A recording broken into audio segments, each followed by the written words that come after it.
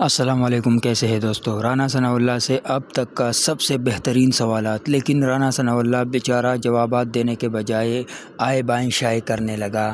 کس طرح وہ باتوں کو کسی اور سائڈ پہ موڑ کر ایک بات کی کوئی اور جواب دیتا۔ تو ابصار عالم نے بہت زبردست سوالات پوچھے ہیں، گپ شپ لگا کر گپ شپ میں سوالات پوچھے ہیں، لیکن رانا ثناء اللہ کے پاس اس کے جواب نہیں تھے۔ تو ایسے لوگ ہیں ہمارے لیڈر، وہ جواب نہیں دیتے اور کہتے ہیں کہ ہم تو پاکستان کے اصل خیر خواہ ہے، اصل لیڈرز ہے، اور اس ملک کا مستقبل ہم بہترین بنائیں گے۔ یہ وہی ٹیم ہے جو نواز شریف کہہ رہا تھا کہ ہمارے پاس بہترین ٹیم ہے، یہ وہی ٹیم ہے جو جواب نہیں دے سکتا۔ ویڈیو کو دیکھیے، چینل کو سبسکرائب کریں اور بیل آئیکن دبانا مت بھولیے۔ شکریہ۔ ٹھیک ہے، تو اس میں آپ کی طرف سے آپ کی جماعت میں کتنے لوگ ہیں جو وزیراعظم کے اور صدر کے امیدوار ہیں؟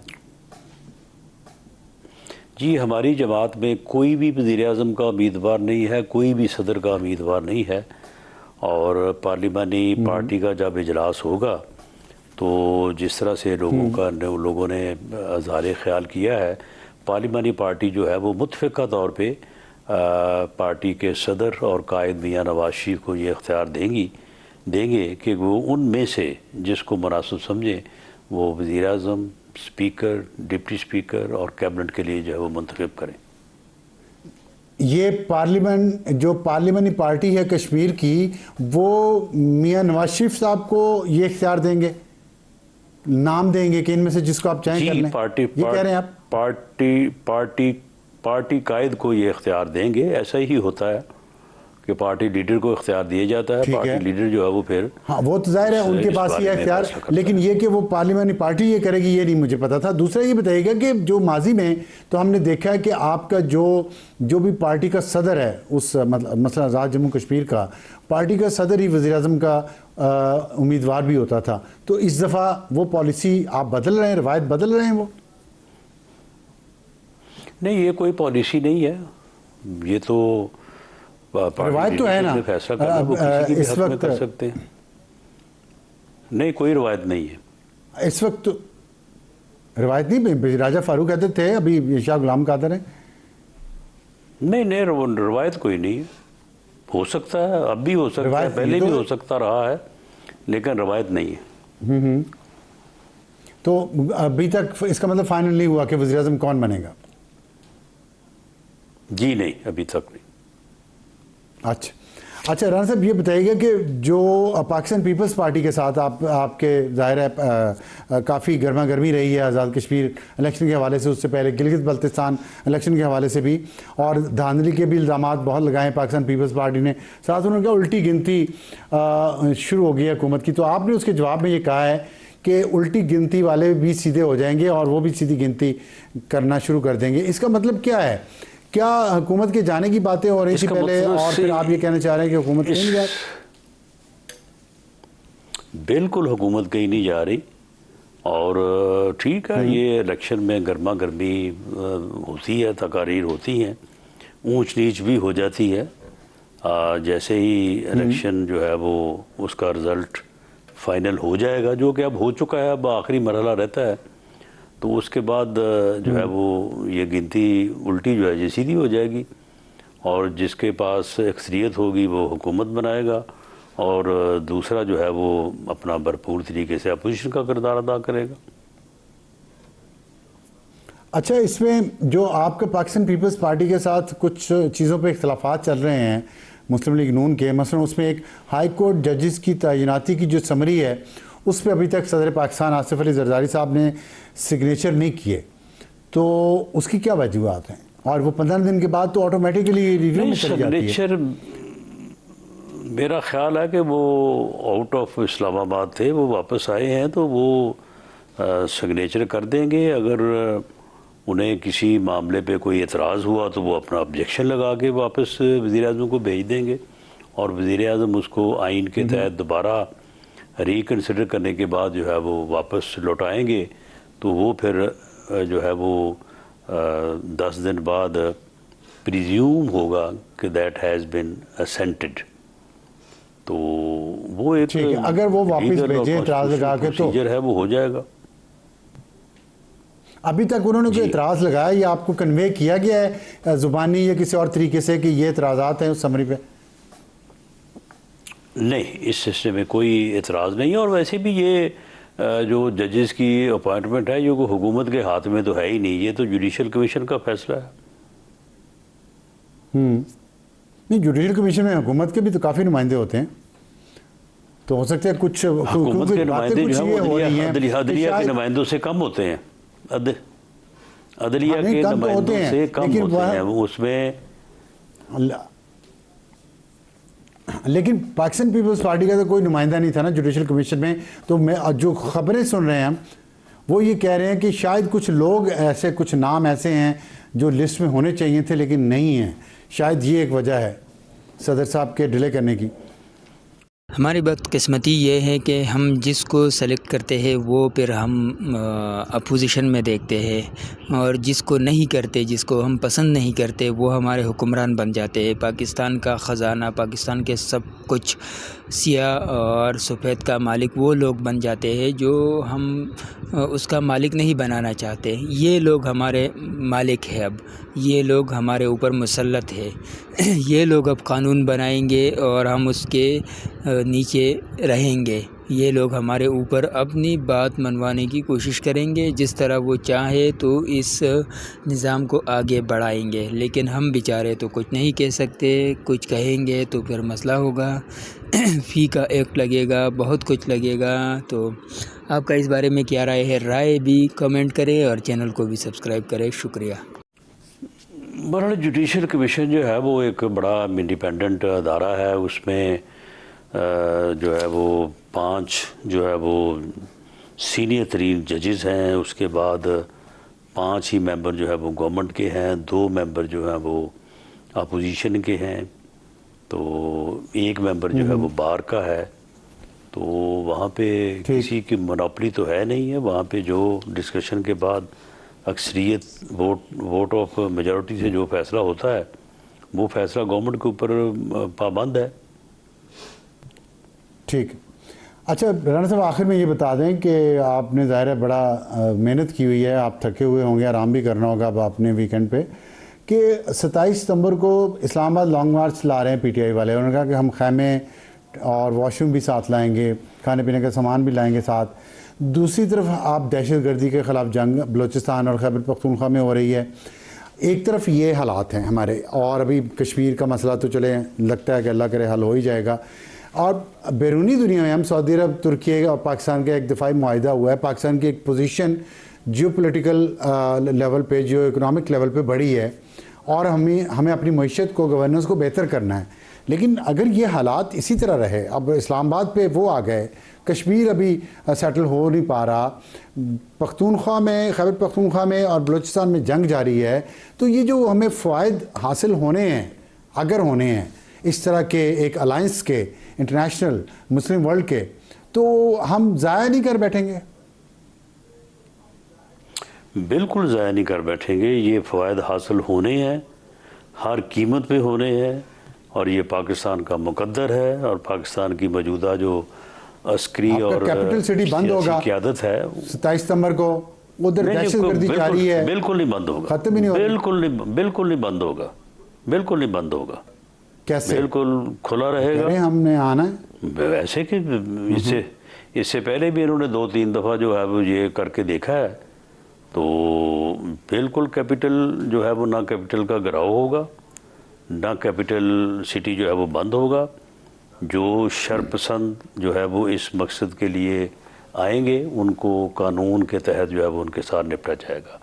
رہی بات کے پی کے میں اور بلوچستان میں دہشت گردی کی، تو ساری جی آپ بعد مکمل کر لیں. جہاں تک بات ہے کے پی کے میں اور بلوچستان میں دہشت گردی کا، تو وہ پوری دنیا کو پتہ ہے کہ وہ ہمارا دشمن ملک اس میں انوالو ہے. اور شاید وہ خدمات جو ہم مسلمان امہ کے لیے سر انجام دے رہے ہیں، یہ بات ہم مسلسل کر رہے ہیں، لیکن دیکھیں نا ایک امیج ہے ہمارا کہ ہم ایک ریجنل پاور بن رہے ہیں. ریجنل پاور بن رہے ہیں لیکن اندرونی طور پہ ہمارے بن اندر نہیں رہے، بن اتنا چکے ہیں۔ انریسٹ ہو، بن چکے ہیں، چلیں بن چکے ہیں، لیکن نہیں، ایک کوئی unrest بلوچستان نہیں ہے۔ اتنا بڑا صوبہ، نہیں، کوئی unrest پختونخوا، نہیں ہے۔ اتنی دہشت گردی، اسلام کوئی آباد کو unrest اگر نہیں آپ ہے، انہیں کوئی داخل unrest نہیں بھی نہیں ہونے دیں گے تو اسلام آباد کے اندر بند کر دیں گے لوگوں کو، کنٹینرز لگ جائیں گے، کیا امپریشن دنیا کو ہم دیں گے اس طرح؟ بالکل، نہ کسی کو اسلام آباد کے اندر بند کریں گے، نہ کسی کو باہر بند کریں گے۔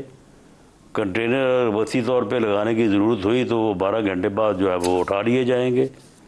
رہی بات دہشت گردی کی، تو دہشت گردی جب ہمارا ایک دشمن ملک جو ہے وہ ہمسایہ ملک جو ہے وہ اس بات کے اوپر تلا ہوا ہے اور وہ یہ حرکتیں کرتا رہے گا تو ان سے کوئی فرق نہیں پڑتا، پوری دنیا کو پتہ ہے کہ یہ دہشت گردی ٹھیک ہے، پاکستان لیکن میں ہمیں ختم تو ہمیں کرنی ہے نا، جو ہے وہ دشمن ملک بھی اگر کر رہا ہے تو ہمارا تو فرض اس کو ختم کرنا ہے۔ جی، اس کو فائٹ آؤٹ کرنا ہے اور اس کا مقابلہ کرنا ہے، اور اس کا مقابلہ پاکستانی قوم، پاکستانی مسلح افواج اور پاکستانی لا انفورسنگ ایجنسی جس ہمت، توانائی اور جس دلیری کے ساتھ اور جس کمٹمنٹ کے ساتھ کر رہی ہیں، اس کی مثال پوری دنیا میں نہیں ملتی۔ بالکل نہیں ملتی، اور وہ تو نیشنل ایکشن پلان کا ایک ہی پوائنٹ ہے نا، باقی 12-13 پوائنٹس بھی تو ہے نا جو سویلین حکومتوں نے کرنے، باقی وہ بھی کیوں سارے نہیں پا پورے رہے؟ ہو رہے ہیں، وہ ہو رہے ہیں، پورے ہو رہے ہیں، سب پورے ہو رہے ہیں۔ رانا صاحب وہ یہ ایسے ہی ہم نے پتہ نہیں فیشن اب وہ بنایا کہاں ہو ہوا رہے ہے۔ تھے وہاں۔ نہیں، وہ بالکل اچھا؟ پورے ہو رہے ہیں، یہ ہم نے فیشن بنایا ہوا ہے۔ ایسے ہی ہر وقت جس آدمی کو کوئی اور کام نہیں رہتا وہ یہ تقریر شروع کر دیتا ہے کہ جی فلاں بھی بیٹھ گیا جی، یہ بھی ہو گیا جی، وہ بھی ہو گیا جی۔ یہ فیشن بنایا ہوا ہے لوگوں نے۔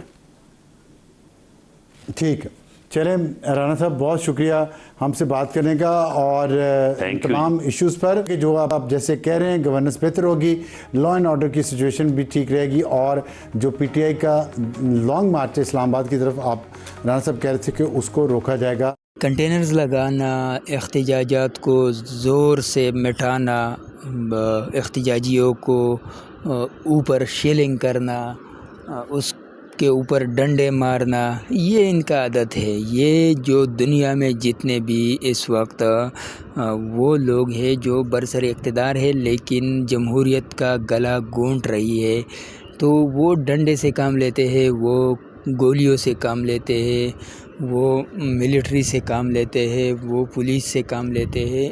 پرامن احتجاج کو وہ ایک ایسے احتجاج میں تبدیل کرنے کی کوشش کرتے ہیں جس سے پھر ان کے پاس جواز بن جاتا ہے کہ یہ لوگ تو پرامن احتجاج نہیں کر رہے تھے۔ تو ثناء اللہ صاحب جو کہہ رہا ہے کہ ہم کنٹینرز لگائیں گے، ہم راستہ بند کریں گے، یہ صحیح کہہ رہا ہے، یہ ان کا کام ہے۔ اب دیکھو جب بھی پی ٹی آئی سڑکوں پہ نکلے گی تو اس کے بعد یہی کچھ ہوگا جو گنڈاپور کے ساتھ ہوا تھا، اس کے بعد سہیل افریدی کے ساتھ اور عمران خان کے ساتھ 9 مئی کے ٹائم جو ہوا ہے، یہ سب دوبارہ ریپیٹ ہوگا۔ تو اس لیے یہ جو کہہ رہا ہے اس کو جھوٹ نہ سمجھے، اس کو ڈائلاگ نہ سمجھے، اس کو ایک ہوائی بات نہ سمجھے، یہ حقیقت کہہ رہا ہے کہ ہم کس طرح پھر اس کو روکیں گے۔ یہ روک سکتا ہے، ان کے پاس طاقت ہے، اختیار ہے، ان کے پاس ڈنڈا ہے۔ تو ڈنڈے والے ہمیشہ کوشش کرتا ہے کہ غیر ڈنڈے والے جو ہے اس پر ڈنڈا لگائے، اسے اپنے نیچے کرے، روکے اور دباؤ میں لائے۔ تو یہ لوگ کرتے ہیں اور کریں گے یہ، لیکن یہ کب تک کرے گا؟ یہ ہر چیز، ہر ظلم اور ہر زیادتی کا ایک اختتام ہوتا ہے، وہ اختتام بہت بھیانک ہوتا ہے۔ جب وہ اختتام آ جاتا ہے تو پھر اس اختتام میں انہی لوگوں کا حشر لکھا ہوتا ہے، انہی لوگوں کا تقدیر لکھا ہوتا ہے جو لوگ اس کو کریٹ کر کے دوسروں پر مسلط کرنے کی کوشش کرتا ہے۔